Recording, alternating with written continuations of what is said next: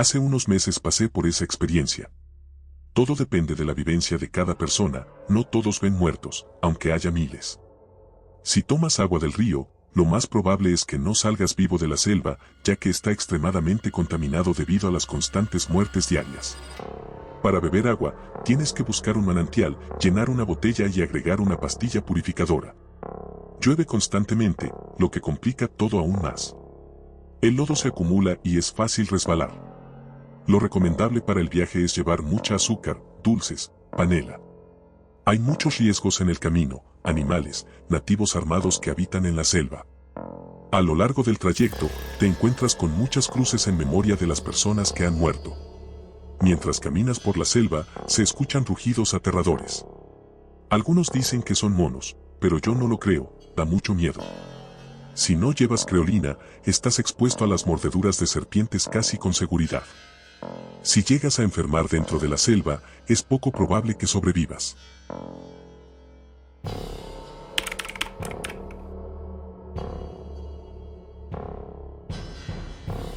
Yo estuve ahí, pero tomé una ruta distinta llamada Carreto.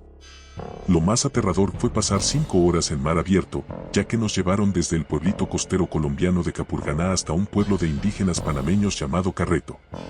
Es una ruta más costosa, pero desde que entras hasta que sales vas custodiado y guiado por los mismos indígenas, que van armados. Nos decían que cuidan a la gente para poder mantener su negocio, pues pasaron de vivir de sembradíos a depender de esto. Comentaban que gracias a ello, su forma de vida ha mejorado. Yo tardé día y medio en cruzar porque iba con mujeres y niños conocidos, pero una persona en buenas condiciones físicas puede terminar la ruta en un día. Lo bueno es que ahí no te dejan abandonado, hay muchos guías en el camino. Si tienen que esperar con el último grupo o alguien no puede continuar, te arman una carpa y ellos siguen, pero al amanecer regresan para continuar el trayecto contigo.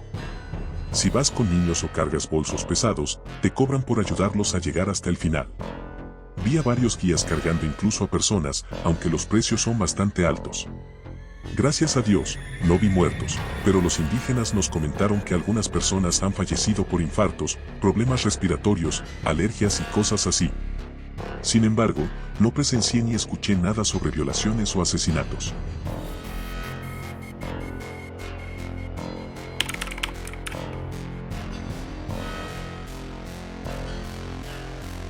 No sé si estaba demasiado enfocada en salir rápido de allí, pero solo vi 1 o 2 cadáveres, una de ellas estaba embarazada. Había lugares por donde pasabas y sin duda sabías que alguien había muerto allí por el olor. Pero yo no iba a detenerme a buscar o comprobar nada. Caminaba muy atenta a cada paso, cuidándome de no tocar las ramas de los árboles por las culebras, arañas o sapos venenosos. Al entrar en la selva, casi me pica una serpiente, tuve que saltar alto y rápido. Vi un puma negro. Ese animal es increíblemente espectacular. Íbamos caminando por el río y justo frente a nosotros había un árbol que lo cruzaba de lado a lado, como un puente. De pronto, apareció ese hermoso animal caminando sobre el tronco para cruzar sin mojarse. Nos miró por un momento y nosotros a él. Solo éramos 5 personas y nos quedamos en shock. También vi un lince, serpientes, caimanes y monos. El sonido de los monos en la noche es escalofriante, da muchísimo miedo. Pero me encantó la experiencia porque crecí en el campo, así que estoy acostumbrada a ese tipo de terrenos y también sé nadar muy bien. De hecho, tuve que separarme del grupo junto con unos exmilitares colombianos porque venían muchos niños que hacían el viaje más lento. Al final, los exmilitares me felicitaron porque seguí su ritmo, e incluso, en 2 o 3 ocasiones, me adelanté unas 3 horas de camino y tuve que esperarlos. Me admiro por lo fuerte que fui. Lamento mucho lo de quienes fallecieron allí, pero para entrar, debes estar preparado física, mental y espiritualmente. Yo me preparé durante 2 meses, bajé de peso y entrené. Tienes que tener conocimiento del terreno, saber nadar, escalar y llevar buenas botas antideslizantes. Me sorprendió ver cuánta gente entra sin experiencia, incluso personas que no saben nadar. En mi último día, el río creció y perdimos 7 horas esperando que bajara el nivel del agua. Al final, le dije a mi amigo y a los exmilitares que, sí o sí, debíamos seguir. Mi amigo también tenía experiencia en ríos, y aunque el agua estaba turbia y no podíamos ver dónde pisábamos, por la forma de la corriente sabíamos si estaba hondo, si había remolinos y cuál era la mejor ruta. Entre él y yo ayudamos a mucha gente con niños. Les indicábamos cómo cruzar, por dónde y cómo tomarse de las manos para pasar juntos. Al final, tuve que salvar a una adolescente más grande y pesada que yo. La corriente se la estaba llevando y su mamá solo lloraba sin hacer nada. Yo reaccioné rápido, me sujeté de una rama de una planta que estaba dentro del río. Estas plantas crecen cerca o en las orillas y, cuando el río crece, muchas veces quedan sumergidas. Antes de que la corriente se la llevara más lejos, la jalé del cabello, fue lo único que pude agarrar. Con todas mis fuerzas la traje hacia mí. Al final, madre e hija se abrazaron y lloraron. Me agradecieron, pero tomé a la mamá y le dije que jamás podía mostrar debilidad frente a su hija, que debía ser una fiera y pelear hasta el final.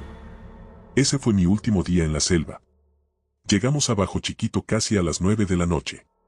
Cruzamos el río de noche, con el agua turbia, guiando a los demás. Para mí fue una experiencia más, porque el verdadero infierno es en México, con migración y la policía.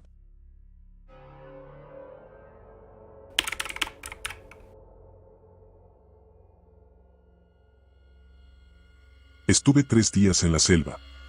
Fui sola, pero hice amigos en el camino, 2 parejas con niños. Lamentablemente, el esposo de una de las parejas murió. Tuvo problemas en las piernas y, al final, falleció por deshidratación. Tuve que dejarlos atrás porque, antes de cruzar a la parte de Panamá, incluso para usar un baño o conseguir algo de comida, te cobran entre 5 y 10 dólares. No podía quedarme más tiempo. Mientras seguía avanzando, me quedé sin comida, pero gracias a Dios encontré personas que me ayudaron. Es horrible dormir con todo mojado y bajo la lluvia. El olor del río impregna la ropa y es insoportable debido a la contaminación y a la gente que muere allí. Ya casi no se ve lodo, el suelo está cubierto de ropa, sábanas y carpas viejas. A menudo ves carpas vacías con bolsos, ropa y pasaportes, y te preguntas qué habrá pasado con esas personas. En ese lugar no solo encuentras gente de Latinoamérica, sino también chinos, árabes, sirios, haitianos, de todo el mundo. A veces, por querer avanzar más rápido o hacer las cosas a su manera, las personas terminan muriendo de formas increíbles. Muchas veces no ves los cuerpos porque los cubren con sábanas o ropa, pero el olor es algo que jamás olvidas. Cuando me faltaba solo un día para llegar a Bajo Chiquito, fuimos secuestrados por guerrilleros armados. Incluso tenían una bomba. Había más de 500 personas sentadas y les pedían dinero a todos. A quienes se negaban, los llevaban a otro sitio y no se sabe qué les hacían. Todo es río y a veces crece con una fuerza increíble. El agua llega hasta el cuello. Definitivamente, tienes que estar muy bien preparado mentalmente. En fin, fue una experiencia horrible.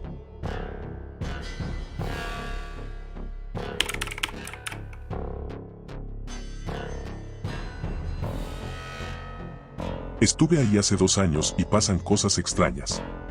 Estuve dentro durante 12 días, pero estuve perdido durante 3. Suceden cosas muy extrañas y muere más gente de la que se publica oficialmente. Créanme, ocurren cosas muy raras y paranormales. Cuando nos perdimos, éramos unas 80 personas. Había gente que le gritaba a la selva que los dejara salir y muchos decían escuchar voces que se reían. Cuando finalmente salimos de donde habíamos estado perdidos, caminábamos por el río. Mi hermano iba unos 10 metros delante de mí y desde la selva, el lugar del que habíamos salido, podía escuchar voces. Pero no eran voces de personas físicamente presentes. Es difícil de explicar, era como oír miles de voces al mismo tiempo, niños, mujeres y hombres gritando auxilio. Al principio pensé que era mi mente jugándome una mala pasada por el trauma de haber estado perdido, pero llamé a mi hermano para preguntarle si había escuchado algo. Antes de que pudiera decirle nada, él me respondió: no fui el único que oyó eso, ¿verdad? ¿Tú también lo escuchaste? Ahí me di cuenta de que no estaba loco. Sin embargo, nadie más escuchó esas voces.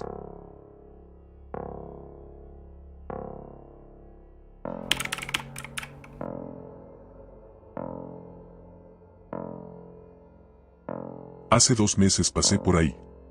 Antes de lanzarme a esa travesía ya estaba mentalmente preparado, todo al inicio era muy fantasioso, la selva en el lado de Colombia es prácticamente un paseo, no tiene un grado de dificultad fuerte, ya que lo más pesado fue subir las montañas empinadas. En el lado de Panamá es donde empieza la verdadera frase a la cual te aferras todo el camino, solo vas con Dios. Nada más cruzas la frontera, te encuentras un grupo de guardias panameños que piden documentos y revisan que no traigas ningún tipo de armamento. Te dan la indicación de seguir únicamente las bolsas azules y verdes que están colgadas en árboles, piedras y prácticamente cualquier cosa. Las bolsas rojas son zonas donde hubo robos, abusos sexuales y homicidios o donde hay más probabilidades de encontrar gente que te haga alguna o todas de las anteriores. En mi caso cometimos en el error de comernos casi toda la comida que llevábamos estando aún en la parte colombiana. Cuando cruzamos frontera nos dimos cuenta de que ahí no venden comida. Nada más al primer día solo teníamos maní, bocadillos de guayaba y barras de panela. Éramos un grupo extenso, diría que de unas 800 personas, pero a medida que avanzamos era menos la gente que nos seguía y a la que podíamos seguirle el paso. Vi mujeres embarazadas por montones. Ya con eso no es necesario decir mucho que la cantidad de niños doblaba casi 2 veces la cantidad de adultos y no exagero. La lucha mental de caminar hasta 16 horas al día empezó a pesar al segundo día cuando ya no teníamos comida, solamente tomábamos agua, mucha agua pues la humedad ahí dentro lo hace sudar a uno demasiado. Y la intriga de que al ir con niños al quedar poca luz solar debíamos sí o sí acampar hacia que cualquier atraso en la cruza de un río, risco o bajada significara estar más tiempo ahí dentro. En total estuve 5 días ahí. Acampamos en un lugar donde enterraban gente y nos dimos cuenta al amanecer. Vimos un C4 y podría decir estando totalmente seguro que a un alma en pena en carne y hueso al momento de presenciar a la persona sin vida. Pues había un risco de unos 3 metros, alguien quería buscar una bajada más fácil y lo vio tapado con las colchas que traen las carpas, a los niños le estaban tapando los ojos. Ya que la persona tenía parte de su cuerpo a la vista así como una pierna rota, estaba hinchado y olía a lo que debe oler el mismo infierno, era primera vez que sentía el olor a descomposición en una persona. Y en ese momento un viejo con unos machetes en la espalda viene en dirección contraria a la de nosotros, sube el risco como en 2 pasos, pisa a la persona y todo, y nos dice que estábamos a 4 horas de Bajo Chiquito. Siendo ese apenas del 3 día ahí dentro. Nadie supo más de ese señor pues era más impactante ver al que no tuvo la suerte de salir de ahí con vida. Más adelante dicen que vieron otro pero yo no sé si solamente sentí el olor o ya estaba traumado con el primero. Al siguiente día nos robó 4 ron, a la gente que iba adelante hasta le abusaron sexualmente a una mujer y una adolescente. Esos manes revisaban senos y partes íntimas de las mujeres en busca de dinero, a mi tía hasta le metieron los dedos. Solo nos quitaron dinero pero a los que no tenían hasta el bolso con comida les quitaron. Hubo zonas donde el río se llevó a personas, en nuestro grupo gracias a que todos los hombres hacíamos cadenas humanas para ayudar a cruzar a las mujeres y niños no ocurrió eso. Pero en los de adelante en una ocasión nos los alcanzamos y estaban pegando gritos, y pensábamos que estaban robando otra vez y era que el río se llevó a una mujer y no apareció. El último día fue donde más caminamos pues fue desde las 6 de la mañana hasta que era de noche, ir con niños en ese lugar te resta 4 días. Cuando por fin salimos se sintió como despertar de una pesadilla. Pero en realidad si les soy sincero, la verdadera realidad es que en Guatemala y México se vive el terror siento migrante como ningún otro miedo pueda sentir. Cada experiencia es distinta pero el miedo en esos países es el pan de cada día especialmente en sus fronteras.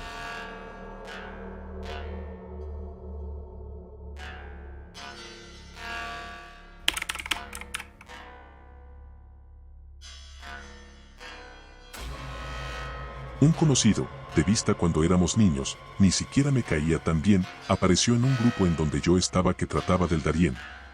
Me asusté tanto ver la imagen y saber que la lancha donde iba fue tiroteada y los que pudieron nadar a la orilla se adentraron a la selva sin saber para dónde ir.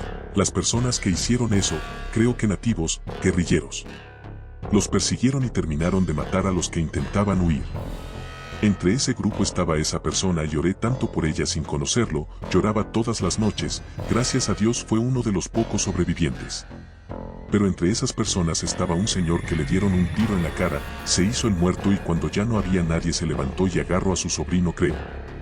Caminó 2 días con el tiro en la cara hasta encontrar a alguien que lo ayudara, él sobrevivió pero en sus brazos su sobrino tenía 2 días muerto y él no lo sabía.